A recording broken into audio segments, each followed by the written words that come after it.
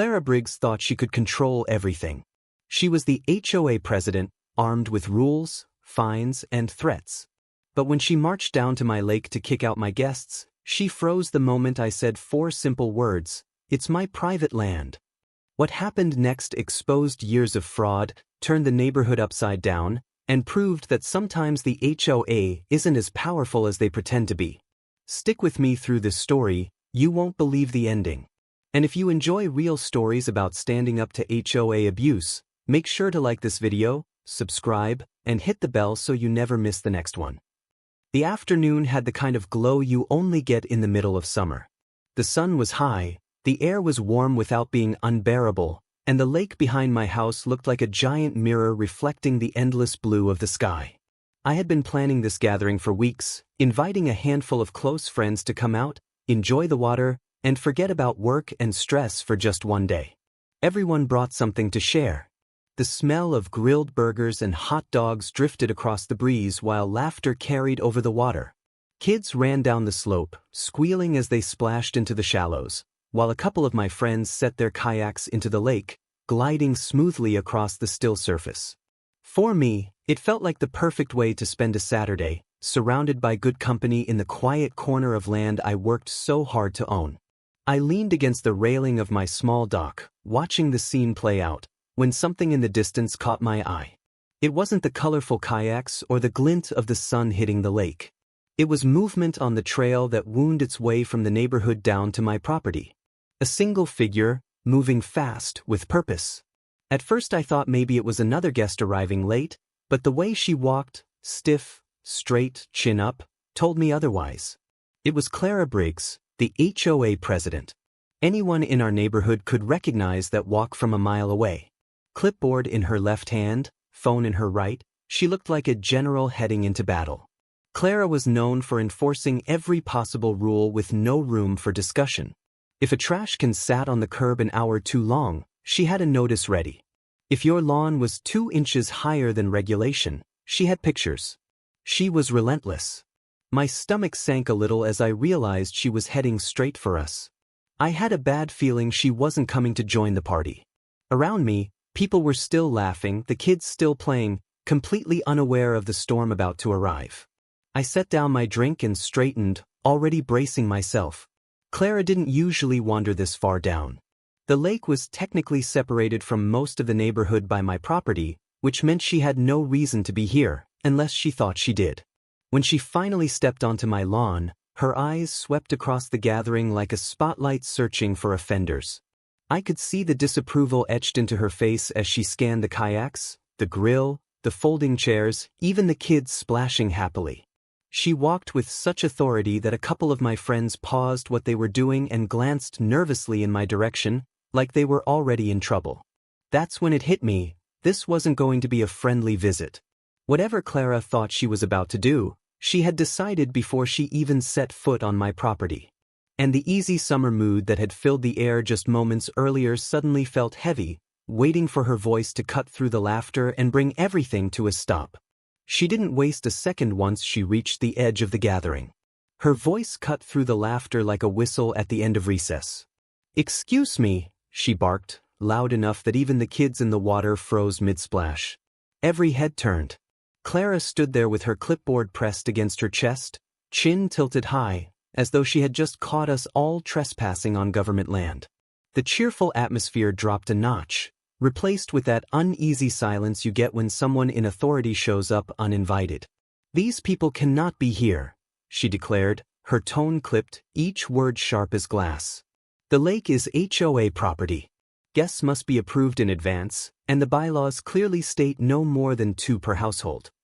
She glanced pointedly at the group, 4 families total, plus a few of their kids. "You are in clear violation." My friends shifted uncomfortably, exchanging glances. One of the dads who had brought his kayak muttered under his breath and started dragging it back to shore. A couple of moms began gathering their things, whispering apologies to me as though they were the ones doing something wrong. The kids looked confused, caught between wanting to keep playing and sensing the sudden tension. I felt the irritation building inside me. This was supposed to be a relaxing day. My friends weren't criminals. They were invited guests here on my land, enjoying the lake I paid for when I bought this property. But Clara didn't see it that way. To her, the lake was part of the community's common property, an extension of her power as president. I stood up slowly from the dock and walked toward her, trying to keep my voice calm. Clara, this is my property. The lake is on my deed.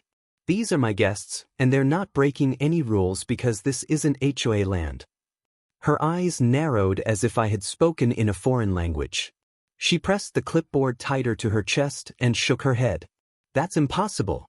The HOA owns all common water features. That's how it's always been. This lake is for residents only. Guests cannot be allowed to overrun it like this.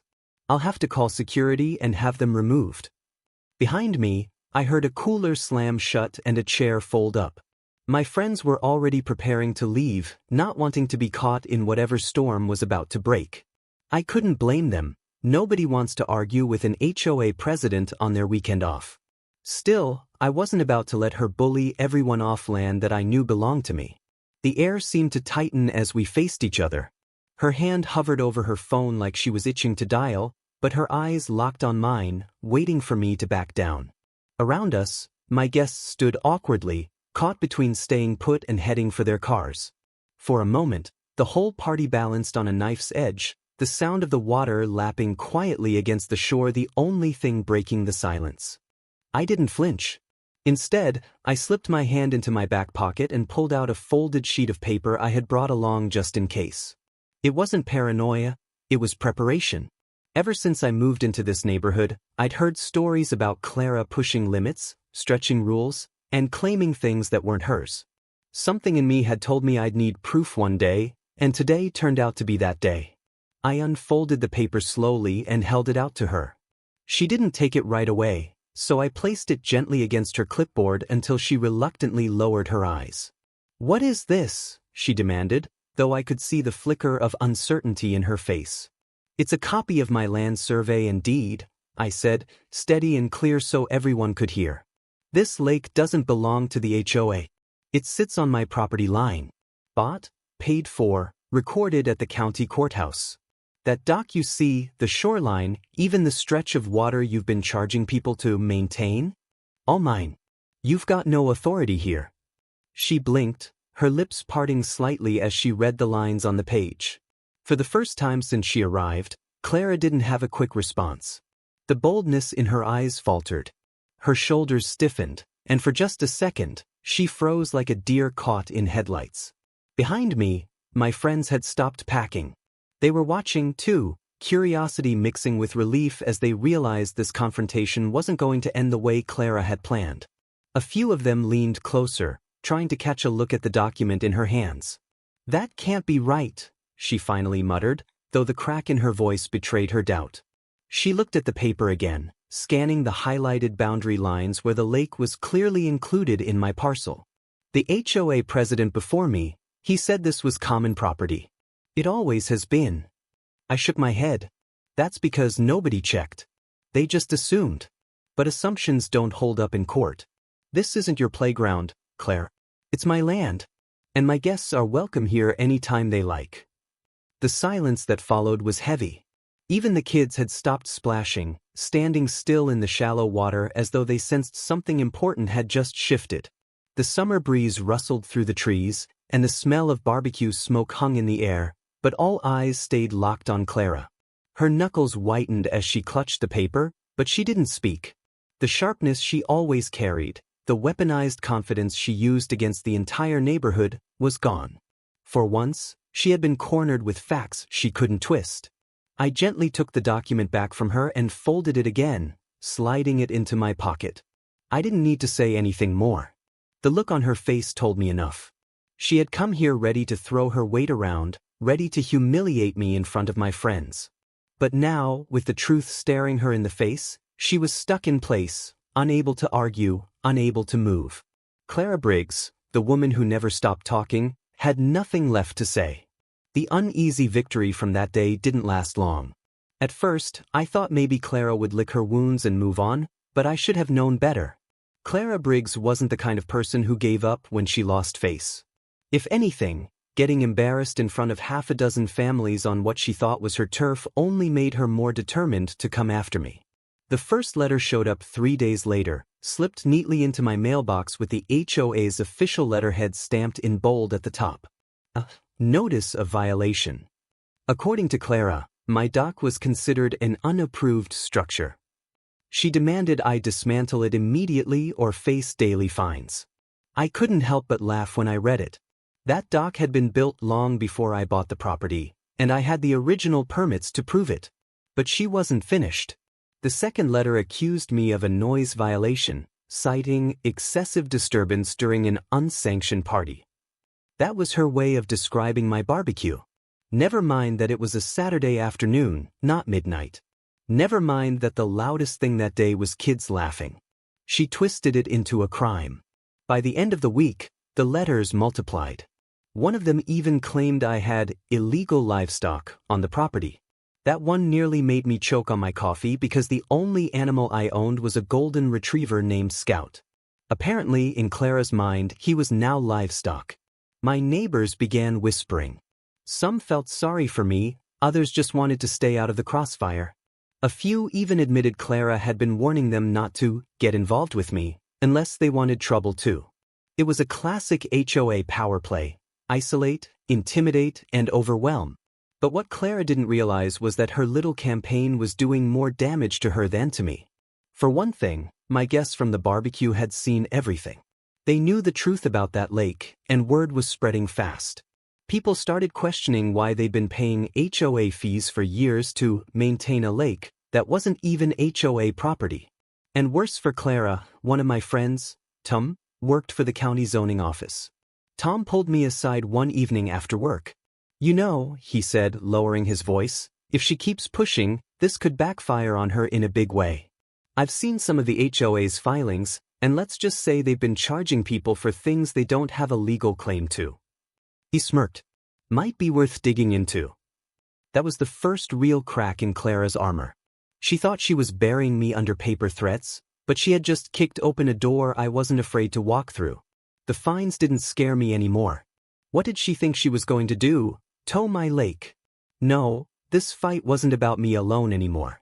It was about the way she had been running the entire neighborhood. And the more she pushed, the closer she got to exposing herself. 2 weeks later, the neighborhood felt like it was holding its breath. Clara's letters had stopped suddenly, which was unusual for her. Normally, she thrived on constant pressure, a steady drip of threats and notices until her target gave in. This time, there was silence. At first, I thought maybe she was regrouping, planning her next move. But then the unexpected happened. County officials pulled up in 2 white trucks and walked straight past my house, heading for the HOA office down the street. I watched from my porch as they unloaded boxes, clipboards, and cameras. Within minutes, they were inside, asking for records. Word traveled quickly. Neighbors came out onto their lawns, whispering as the news spread. The county wasn't here for me. They were here for Clara and the board. It turned out Tom had been right. The zoning office had opened an investigation, and what they found wasn't pretty. For years, the HOA had been collecting lake maintenance fees from every household, funneling the money into a so-called special projects fund. But since the HOA didn't actually own the lake, those fees were completely fraudulent. Thousands of dollars had been siphoned from residents under Clara's watch, and people wanted answers. That evening, an emergency HOA meeting was called in the clubhouse. The room was packed, angry homeowners lined the walls, clutching their refund notices, while county officials stood at the front. Clara sat stiffly at the head table, her face pale but her jaw tight. When the officials explained the findings, the crowd erupted. People demanded to know why they'd been lied to, why their money had been stolen, and how long this had been going on. For once, Clara didn't have her usual arsenal of excuses. She tried to talk over the noise, insisting she had only followed what the previous administration told her, but nobody was buying it. Her authority, the thing she had built her identity around, collapsed in front of everyone. By the time the meeting ended, she was cornered, not by me, but by the very people she had spent years intimidating. The next morning, a short email went out to the entire community. Clara Briggs had resigned as HOA president, effective immediately. No explanation, no farewell message, just a line at the bottom that read, "Thank you for your cooperation." That was the last we ever heard from her. As for me, life returned to normal, but not in the same way as before. The lake felt different now. It wasn't just a quiet retreat where I could fish or kayak. It was proof that standing your ground mattered. Every time I sat on the dock, I remembered the way Clara froze when I handed her that deed. The way her power drained the second the truth was undeniable. The HOA had tried to kick my guests off the lake, tried to bury me under threats and lies. But in the end, the fight flipped back on them. And all it took was one simple fact. The land, the water, the lake. It was never theirs to begin with. It was mine. And that made all the difference.